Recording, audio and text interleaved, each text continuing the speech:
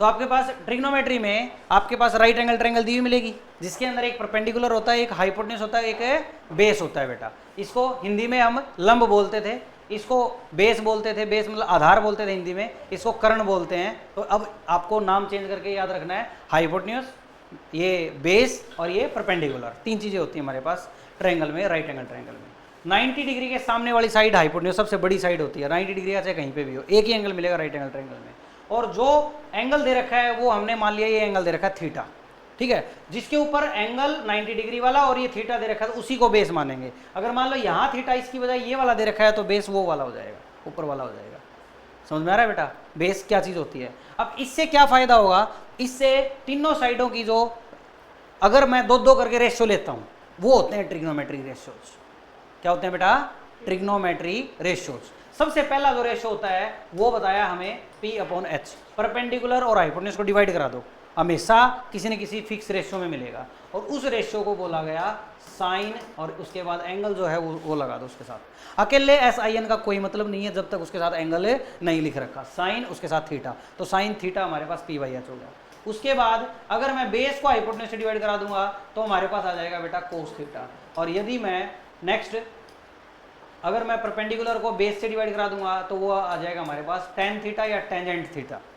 इसको tan theta बोल दो या फुल फॉर्म बोल दो टेंजेंट थीटा। ये साइन है, एक्चुअली में ये साइन शॉर्ट फॉर्म है साइनस की, SINUS, साइनस। साइनस दूसरे लैंग्वेज में, लैटिन वगैरह की भाषा में इसका है ना, हिंदी में इसके नाम और अजीब थे थोड़े से, लेकिन अभी आपको सिर्फ इंग्लिश में याद रखने हैं। Sine theta, cos theta, actually में कोस थीटा इसके साथ, ये एक्चुअली में कोस थीटा शॉर्ट फॉर्म है कोसाइन थीटा की, इसकी कोसाइन की, कोसाइन के पहले 3 अक्षर ले रखे हैं बस, और कुछ नहीं है। तो ये इतनी नॉलेज आपको काफ़ी है कि साइन जो था वो सीनस से आया है, कोस थीटा जो आया है वो कोसाइन थीटा से आया है, और टेन और टेंजेंट लगा रखा है हमने, टेंजेंट हम कई बार आगे भी पढ़ेंगे। तो ये 3 ट्रिग्नोमेट्री रेशियोज लेने बेटा, कब कब? P/H, B/H और P/B। इसको बार बार याद रखने के लिए हम एक शॉर्ट ट्रिक करवाते थे 10th क्लास में, PBP अपॉन में HHB। इससे बच्चे याद रख लेते हैं SCT। क्या बोलते हैं इसको? बोलते हैं पंडित बद्री प्रसाद हर हर बोले सोना चांदी तोले। पंडित बद्री प्रसाद हर हर बोले सोना चांदी तोले। पहला जो पेयर होता है बेटा P और H का, इन दोनों का रेशियो को साइन थीटा से रिप्रेजेंट करेंगे। दूसरे पेयर को B और H को के रेशियो को कोस थीटा से रिप्रेजेंट करेंगे। तीसरे रेशियो है P और B, इनके रेशियो को हम टेन थीटा से रिप्रेजेंट करेंगे। आई बात समझ में बेटा? तो P/H, B/H, P/B, SCT याद रखेंगे। जैसे ही मैं इनका रेसिप्रोकल ले लेता हूं, जैसे H ऊपर और P नीचे, तो साइन का उल्टा हो जाता है बेटा, साइन का रेसिप्रोकल हो जाता है, उसको बोलते हैं कोसिकेंट थीटा। क्या बोलते हैं बेटा? Cosecant theta. थीटा एंगल वही चलता रहेगा, 30 डिग्री 60 डिग्री जैसे एंगल होते हैं ना वो बड़े, और H/B हमारे पास सीकेंट थीटा। उसके बाद B/P ये हमारे पास कोट थीटा, ये हमारे पास है कोट थीटा। ये 3 ट्रिग्नोमेट्री रेशियो, 3 इनके रेसिप्रोकल आपको 10th क्लास में अच्छे से करवा दिए गए होंगे, ठीक है। अब यहाँ पे साइन थीटा को हमें एक चीज जानने को मिली कि मैं चेंज करके 1/में में कोसिकेंट थीटा लिख सकता हूँ, कोस थीटा को चेंज करके 1/में में सीकेंट थीटा लिख सकता हूँ, और टेन थीटा को मैं कन्वर्ट करके 1/में में कोट थीटा लिख सकता हूँ। टेन थीटा का एक और याद रखना है भाई आपको, साइन और कोस को डिवाइड करा दोगे तो भी आपका टेन थीटा आ जाएगा। साइन को किससे डिवाइड करा दोगे? आप कोस थीटा से डिवाइड करा दोगे तो भी आपके पास टेन थीटा आ जाएगा। Cot theta cos by sine भी होता है, ये आपको याद होना चाहिए। साइन कोस टेन कोई ज़्यादा मुश्किल नहीं है, 6 के 6 ट्रिग्नोमेट्री रेशियो अच्छे से याद हो गए, एक दूसरे के साथ रिलेशन याद हो गया। अब बात करते हैं ये एंगल रिप्रेजेंट करने हो तो हम कैसे करेंगे। ये सारा का सारा सिनेरियो पाइथागोरस थ्योरम से लगाया भाई हमारे पास। कैसे? पाइथागोरस थ्योरम आपको आनी चाहिए बेटा। सबसे पहले पाइथागोरस थ्योरम क्या होती है बेटा? P का स्क्वायर, बोलो बोलो, प्लस में B का square is equal to H square. ये आपने पाइथागोरस थ्योरम पढ़ी है। तीनों को डिवाइड करा दो बोथ साइड, इक्वल टू के इधर भी H स्क्वायर से। किससे डिवाइड करा दो बेटा? H स्क्वायर से। तो देखना एक आइडेंटिटी बन जाएगी अपने पास। P स्क्वायर को भी H स्क्वायर से डिवाइड करा दो, B स्क्वायर को भी H स्क्वायर से डिवाइड करा दो, और H स्क्वायर को भी H स्क्वायर से डिवाइड करा दो। आ रही बात समझ में? तो P/H का होल स्क्वायर लिख सकता हूँ बेटा इसको। क्या मैं इसको B/H का होल स्क्वायर लिख सकता हूँ? क्या ये एक के इक्वल है? यस, एक के इक्वल है। तो P/H बताओ हमारे पास साइन थीटा होता है कि नहीं होता? अरे बोलो, उसका स्क्वायर, ठीक है।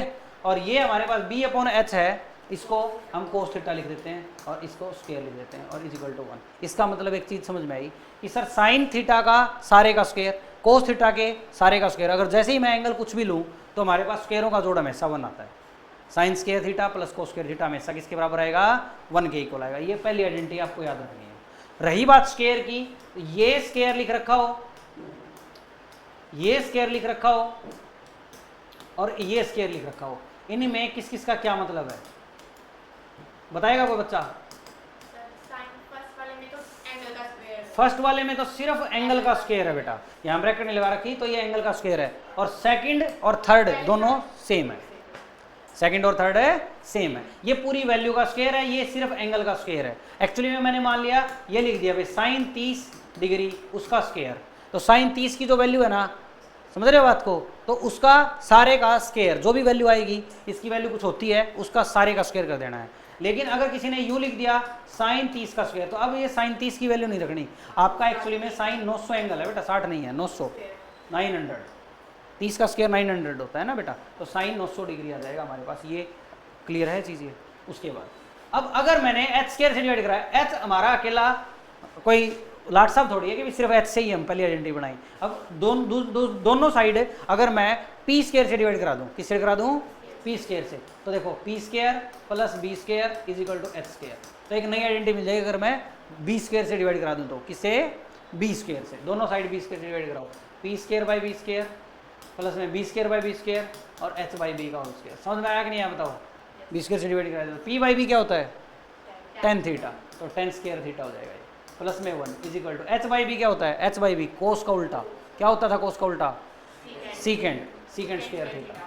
इस तरीके से हमें लिख सकते हैं। अगली आइडेंटिटी, ये फर्स्ट आइडेंटिटी है साइन स्क्वायर थीटा प्लस, इसमें इसको बीच में लिख लो तो कोई फर्क नहीं पड़ता, sine square theta plus cos square theta is equal to 1। Very important identity है। दूसरी आइडेंटिटी ये है, तो इसको मैं 10 को उठा के उधर जाऊंगा तो सेकंड आइडेंटिटी आ जाएगी सीकेंड स्क्वायर थीटा माइनस है tan square theta is equal to 1। घर पे जाके अच्छे से अपने आप बनाना है ये आइडेंटिटी, तीसरी आइडेंटिटी अपने आप बनानी है। कैसे आई, यहाँ से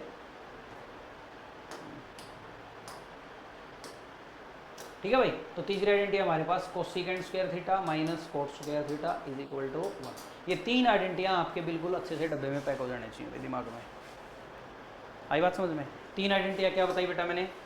पहली आइडेंटिटी साइन स्क्वायर थीटा, पहली आइडेंटिटी क्या बताई बेटा मैंने, sine square theta plus cos square theta is equal to 1। ये स्क्वायर जो है साइन और थीटा के बीच में लगना चाहिए। उसके बाद दूसरी आइडेंटिटी बताई मैंने secant square theta minus tan square theta is equal to 1।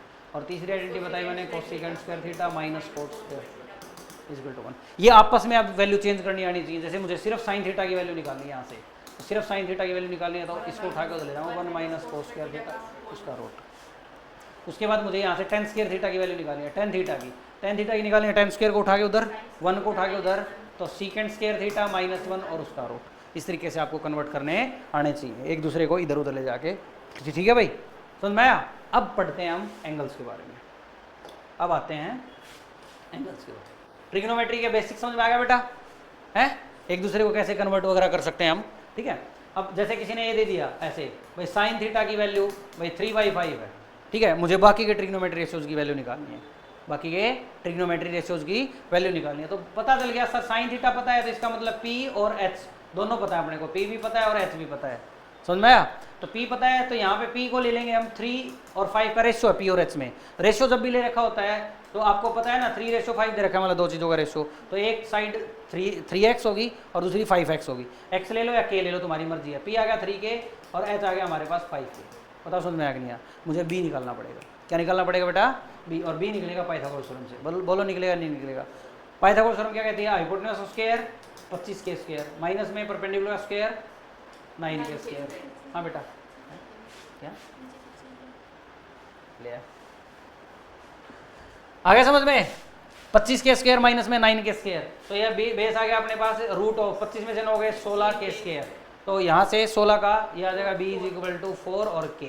आ रहा है समझ में? अब मुझे बाकी के ट्रिग्नोमेट्री रेशियो निकालने में 1 सेकंड भी नहीं लगेगी। ठीक है, 1 सेकंड भी नहीं लगेगी। कैसे? Cos theta is equal to base upon hypotenuse, तो बेस मतलब 4k अपॉन में 5k, k से k कट जाएगा, यानी कि रिजल्ट आएगा 4/5। है समझ में?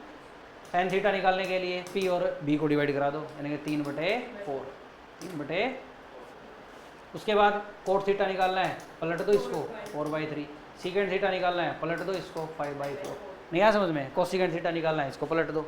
ठीक है, तो इस तरीके से हमें रेशियो आपस में एक दूसरे के, एक निकाल रखा है दूसरा आराम से निकाल सकता हूँ। कुछ पाइथागोरन ट्रिपलेट हैं बेटा आपको जो याद होने चाहिए। पाइथागोरन ट्रिपलेट क्या क्या होता है देखो, 3 4 5, मतलब 2 साइडें पता है, तीसरी साइड आराम से निकल जाएगी, याद हो जाएगी। तो 3 और 4 और 5, तीनों को 2 से मल्टीप्लाई करा दो, 6 8 और 10, ये भी पाइथागोरन ट्रिपलेट के पार्ट है।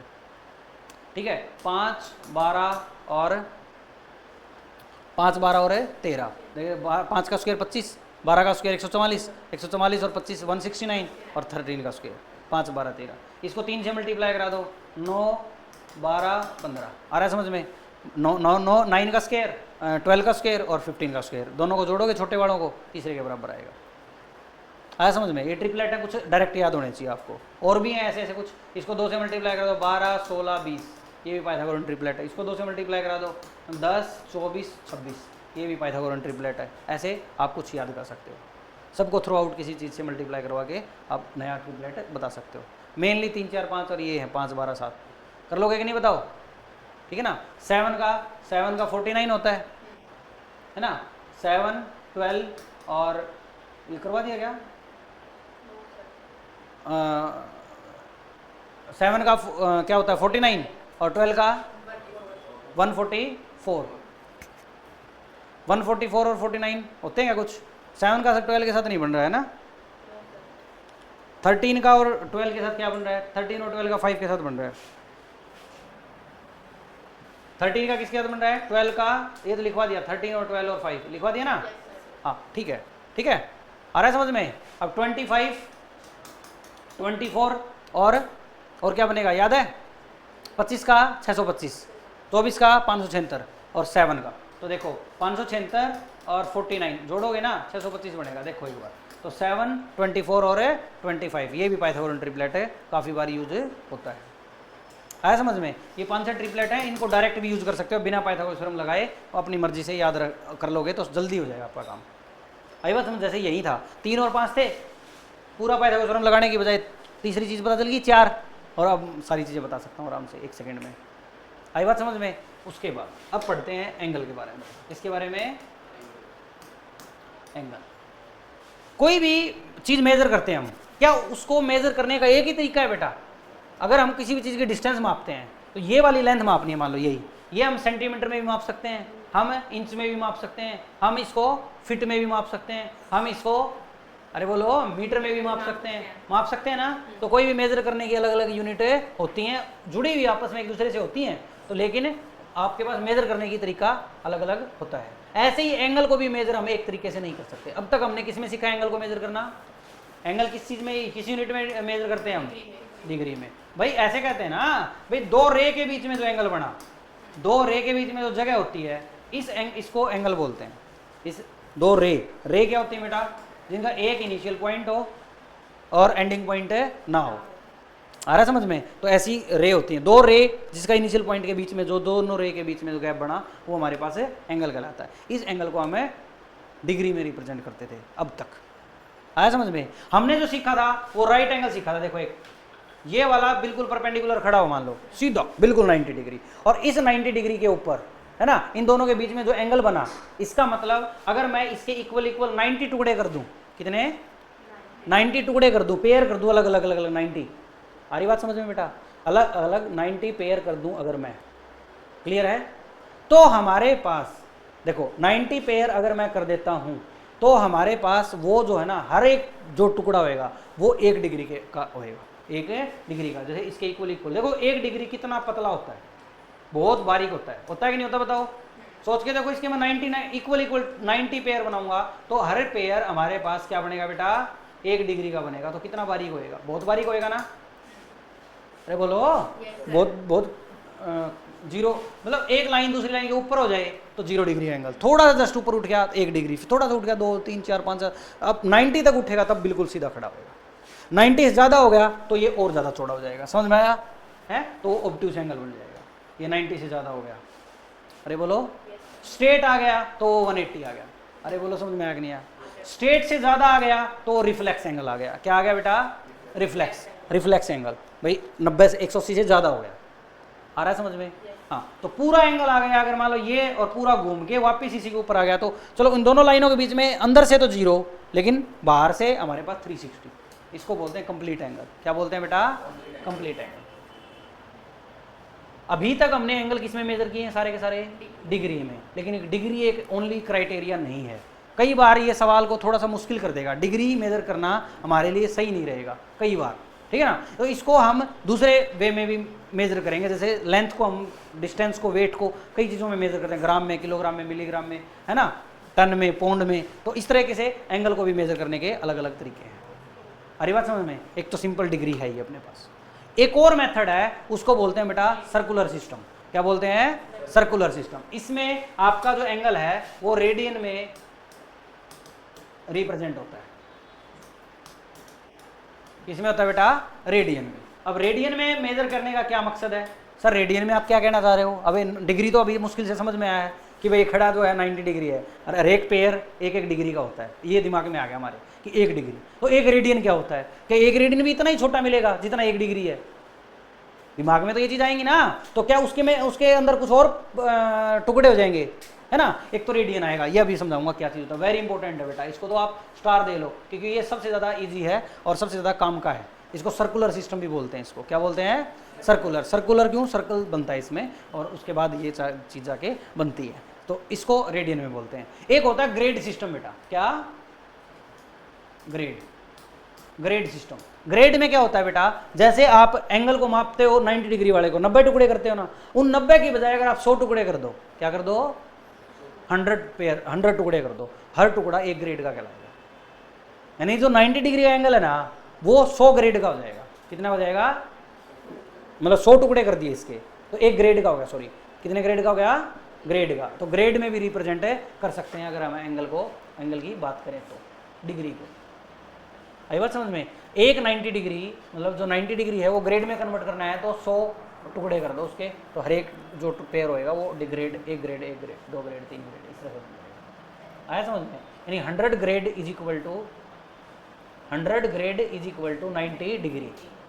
आया समझ में? इस तरीके से कन्वर्ट हो जाएगा अपने पास। लेकिन काम का क्या है बेटा अपने पास? रेडियन। काम का क्या अपने पास है? रेडियन। अभी रेडियन क्या भला है? रेडियन समझिए। रेडियन को एंगल मेजर करने के लिए सबसे पहले हमें एक सर्कल बनाना है। इस सर्कल में जितनी रेडियस लोगे आप, ये आर ले ली मैंने, है ना, इस रेडियस, और जितनी रेडियस लोगे, अब रेडियस की लेंथ जो है वही लेंथ आप माप लो, वही लेंथ आप माप लो जितनी रेडियस है। जितनी रेडियस की है उतने ही लंबी ये रेड लाइन, जितनी लेंथ है ये वाली लाइन, यानी कि ये आर्क के ऊपर ये वाली लेंथ ले लो, और जहाँ तक पहुँचेगी, आ रहा समझ में, जहाँ तक पहुँचेगी वो हमारे पास जाके 1 रेडियन एंगल बनाएगी, 1 रेडियन एंगल बनाएगी। आ रही बात समझ में? ठीक है, एक सेकंड। हेलो हेलो, हाँ जी, नमस्कार जी। हाँ जी, हाँ जी, नमस्कार नमस्कार।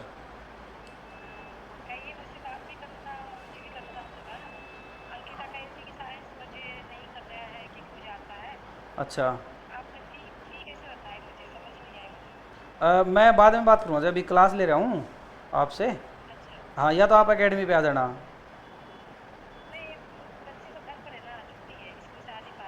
कोई बात नहीं, कोई बात नहीं, अभी क्लास ले रहा हूँ, मैं उसके बाद ही कर पाऊँगा बात। ठीक है जी, ठीक है जी।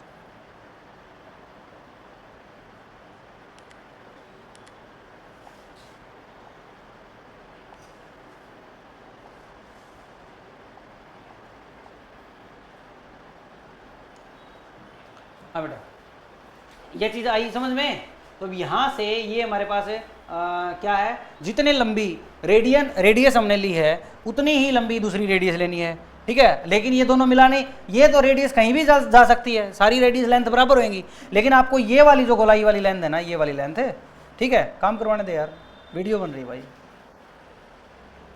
ये वाली लेंथ जो है, ठीक है ना, ये वाली लेंथ और ये वाली लेंथ और ये वाली लेंथ, तीनों लेंथ आपके पास क्या होनी चाहिए? इक्वल होनी चाहिए। यानी कि जितनी लंबी रेडियस है उतनी ही लंबी मैंने यहाँ डाल दी, तो ये वाला जो एंगल बना है ना, वो 1 रेडियन के बराबर है। एक रेडियन। डिग्री में आप लोग जैसे 30 डिग्री लिखना है तो एक छोटा सा ओ लगा देते, छोटा सा ऊपर डिग्री के नाम का, यहाँ पे सी लगा देना। तो एक्चुअली में एक रेडियन क्या हुआ बेटा, एक रेडियन किसके बराबर हुआ, अभी निकालना सीखेंगे। ये आर है, ये भी आर होएगी, और ये लेंथ भी एक्चुअली में आ रही है, एक लेंथ भी एक्चुअली में आ रही है। तो एक्चुअली में ये बन गया एक सेक्टर। 10th क्लास में सीखा होगा आप लोगों ने, इसका नाम क्या था बेटा, सेक्टर। क्या सीखा था, सेक्टर। ठीक है, अब चलो ये तो एरिया हो गया एक सेक्टर का, लेकिन मुझे तो इस लेंथ और इसके साथ में ये एंगल के ऊपर बात करनी है, इस थीटा के ऊपर बात करनी है। किसके ऊपर बात करनी है बेटा, इस थीटा के ऊपर। थीटा हमारा रेडियन में कैसे होएगा। अब बचपन में एक चीज सीखी होगी आप लोगों ने, सुन ध्यान से देखो, पूरे सर्कल की सरकमफ्रेंस बताओ 2 पाई आर होती है कि नहीं होती, पूरे सर्कम की सरकमफ्रेंस क्या होती है, 2 पाई आर। 2 पाई आर आ रही बात समझ में। अब अगर मैं इसके अंदर ये पूरा एंगल, अगर मैं पूरा का पूरा 360 डिग्री लेके चलता हूँ, कितने डिग्री, 360 डिग्री, तो 360 डिग्री अगर लेके चलता हूँ, तो अगर ये मेरे पास थीटा हो तो मुझे सिर्फ ये लेंथ निकालनी हो, तो क्या करना पड़ेगा, 2 पाई आर की मल्टीप्लाई थीटा अपॉन 360 से करवानी पड़ेगी, नहीं करवानी पड़ेगी। 10th क्लास में एक ऐसा फॉर्मूला था एरिया ऑफ सेक्टर का और लेंथ ऑफ आर्क का। लेंथ ऑफ आर्क का क्या फॉर्मूला था, 2 पाई आर थीटा बटे 360। आर्क क्या होती है बेटा, आर्क हिंदी में चाप बोलते हैं, चाप, ठीक है ना। चाप की लंबाई कैसे निकलती है, 2 पाई आर की मल्टीप्लाई किसके साथ है, थीटा बटे 360 से। आई बात समझ में। तो ये इसके बराबर, और ये इसने आर के बराबर दे दी, किसके बराबर दे दी बेटा, आर के बराबर। मुझे तो थीटा निकालना है, क्या निकालना है बेटा, थीटा। तो थीटा कैसे निकालूंगा, ध्यान से सुनना भाई। 2 पाई आर बटे में चला जाएगा, 360 ऊपर चला जाएगा, तो थीटा की वैल्यू कैसे निकलेगी बेटा, देखो आर मल्टीप्लाई में 360 अपॉन में 2 पाई आर, अपॉन में 2 पाई आर। तो यहाँ से आर कट जाएगा, थीटा हमारे पास किसके बराबर हो जाएगा, 360 डिग्री और बटे में 2 पाई, बटे में कितना बेटा, 2 पाई। आ रहा समझ में। और मैंने आपको बताया कि भाई एक रेडियन किसको बोला गया है, एक रेडियन थीटा को बोला गया है ना, जब ये आर बराबर हो तो यहाँ पे थीटा हमारे पास किसके बराबर, 1 के बराबर, और 360 बटे में 2 पाई। इसका मतलब ये 2 पाई उधर चला जाएगा, तो 2 पाई इज इक्वल टू हमारे पास किसके बराबर, 360 के बराबर, और पाई की वैल्यू हमारे पास 180 के बराबर आ जाएगी। आ रहा समझ में। इसका मतलब एक पाई जो हमारा सर्कल वाला यूज करते हैं हम एंगल के अंदर, वो 180 डिग्री के बराबर होता है। इसका मतलब अगर 180 डिग्री की बात कर रहे हैं तो इसका मतलब 1 पूरे पाई की बात कर रहे हैं। अगर मान लो 360 डिग्री की बात कर रहे हैं तो मतलब 2 पाई की बात कर रहे हैं, तो 2 पाई और 360 बराबर होते हैं। आई बात समझ में। यहाँ पे एक रेडियन जो है वो एंगल आ गया, एक रेडियन एक्चुअली में इक्वल टू में 2 से काटूंगा तो 180 बटे पाई ना, अरे बोलो, एक रेडियन का मतलब हो गया 180 डिग्री बटे में पाई, 180 बटे में पाई। तो एक रेडियन किसके बराबर होता है, एक रेडियन हो गया 180 बटे में पाई की वैल्यू 22 बटे 7 लेते हैं बेटा, अप्रोक्सीमेट वैल्यू, मुझे सिर्फ अप्रोक्सीमेट वैल्यू चाहिए। तो एक रेडियन हमारे पास इक्वल टू आ जाएगा 180 बटे में पाई, पाई की जगह 22 बटे 7 रख दिया, 2 से काटोगे 11, 2 से काटोगे 90, और ये आ जाएगा 630 बटे में 11, डिवाइड करोगे 1 डिग्री इज इक्वल टू 11 पंजे 55, बच गए 8, 80 हो गए, 11 से 73, तो 57 डिग्री तो पूरा पूरा बन गया। अरे बोलो कितना बच गया, डिवाइड करो ना, 11 पंजे 55, 630 था ना, 11 पंजे 55 बच गया, 8, 11 से 3 बच गया, तो 57 डिग्री और 3 बटे 11 डिग्री और बच गया। भाई समझ में आया कि नहीं आया बताओ। 57 डिग्री तो पूरा पूरा, और 1 डिग्री से मतलब 3 बटे 11वां हिस्सा और बच गया डेसिमल में, लेकिन डिग्री को हम डेसिमल में रिप्रेजेंट नहीं करेंगे। तो लगभग 57 डिग्री से तो ज़्यादा, 58 से कम, सीधी सी बात है। अरे बोलो 57 डिग्री से तो ज़्यादा एंगल हो गया। अब आप एक चीज़ समझो, अगर मैं ये आर ले लूँ, ये भी आर ले लूँ और ये भी आर ले लूँ, तो बताओ 60 डिग्री एंगल बनता कि नहीं बनता। लेकिन ये 60, ये पूरी आर होती तो बनता ना 60 का, लेकिन ये तो आर से कम है। अरे मुड़ नहीं गई है, थोड़ी थोड़ी बैंड नहीं होगी, तो 60 से तो एंगल है कम बना ना, तो एंगल कम बना, तो इसका मतलब ये हमारे पास कितने डिग्री का हो जाएगा, कितने डिग्री का, 60 से तो थोड़ा सा कम ही बनेगा, 1-2 डिग्री कम ही होएगा, क्योंकि ये तो सीधा होता ना। देखो ये तीनों साइड आपस में equal, R R R, equilateral triangle बन जाती। इक्विलेटरल ट्रायंगल में सारे एंगल 60-60 के होते। अरे बोलो अब मैं इस साइड को थोड़ा बेंड कर दूं, मोड़ दूं, अरे बोलो, तो इसको थोड़ा सा बीढ़ा होना पड़ेगा, नहीं होना पड़ेगा बताओ। अगर मोड़ूंगा तो ये थोड़ी कम हो जाएगी, बस वही 2-2.5 डिग्री, 2.5-3 कम हो रहा है। तो लगभग एक बात समझ में आई कि सर आप ये कहना चाहते हो कि एक रेडियन जो है वो 57 डिग्री और समथिंग कुछ एंगल और होता है। हाँ बिल्कुल 57 डिग्री तो पूरा पूरा। अब 3/11 को हम डिग्री की जो छोटी मेजरमेंट है, जैसे मीटर की छोटी मेजरमेंट 100 सेंटीमीटर है ना, अरे बोलो सेंटीमीटर की मिलीमीटर, वैसे ही डिग्री की जो छोटी मेजरमेंट है, अगर मैं कह दूं कि भाई 15.5 डिग्री एंगल है, तो 15.5 डिग्री का मतलब 15 डिग्री तो पूरा पूरा है, आधा डिग्री हो रहा है। आधे डिग्री को मैं मिनट में लिख सकता हूँ 30 मिनट। मतलब समझो 1 डिग्री में 60 मिनट होते हैं बेटा, 1 डिग्री में 60 मिनट, और मिनट को हम डैश से रिप्रेजेंट करते हैं। 1 डिग्री में 60 मिनट, आधे डिग्री में 30 मिनट, 1/4 होता तो 15 मिनट नहीं आ जाती। तो 3/11 है डिग्री, 3/11 डिग्री है, इसकी मिनट बनानी है तो 60 से मल्टीप्लाई, 60 से ये बन गई मिनट, ये बन गई क्या मिनट। तो 180/11, 180/11 मिनट। तो मिनट के लिए 57 डिग्री तो पूरा पूरा बेटा, 57 डिग्री तो पूरा पूरा, और 3/11 की मिनट बनाऊंगा तो 180/11 करूंगा तो 11 एकम 11 और बच गए 7, 11 6 66, 16 मिनट पूरी पूरी और बनेगी। आया समझ में भाई? 180 को 11 से डिवाइड कराओगे तो आपके पास यही तो आता होगा, 11 एकम 11 बच गए 7 और 11 6 66 बच गए 4/11 और बच गई है ना। अब 1 मिनट में आपके पास 60 सेकंड होते हैं बेटा, क्या होती हैं 60 सेकंड। तो 60 सेकंड के लिए इसको 60 से फिर से करा दो और सेकंड बना दो, और सेकंड बहुत छोटा होता है, कंप्यूटर भी रीड करने में परेशान हो जाता है। 240 240/11 तो 11 दूनी 22 बच गए 2, 20 हो गए, लगभग 11 एकम 11 यानी कि 22 के आसपास हो, अप्रोक्सीमेट यही आया। अरे बोलो बेटा 2 मिनट और रुक जाओ, वीडियो बना रहा हूँ, वीडियो खराब मत करो। नहीं ये सारे आओगे इसमें, मैं बुला लूंगा तुम्हें, क्लास तो खत्म होने दो।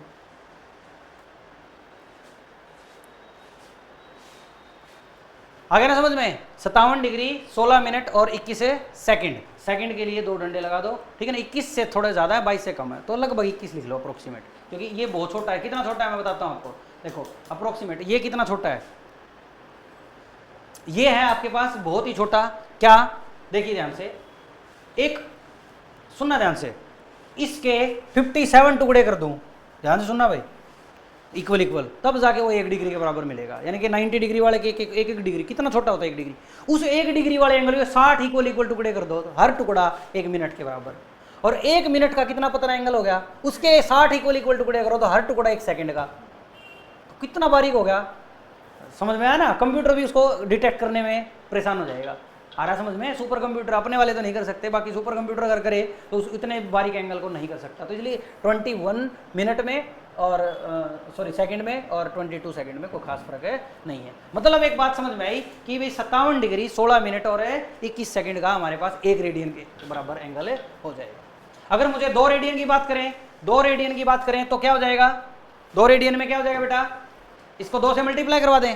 अरे बोलो, तो 2 रेडियन हमारे पास किसके इक्वल होएगा, 157 दूनी 114, 114 डिग्री और 32 मिनट और लगभग 42 सेकंड। समझ में आया कि नहीं आया बताओ?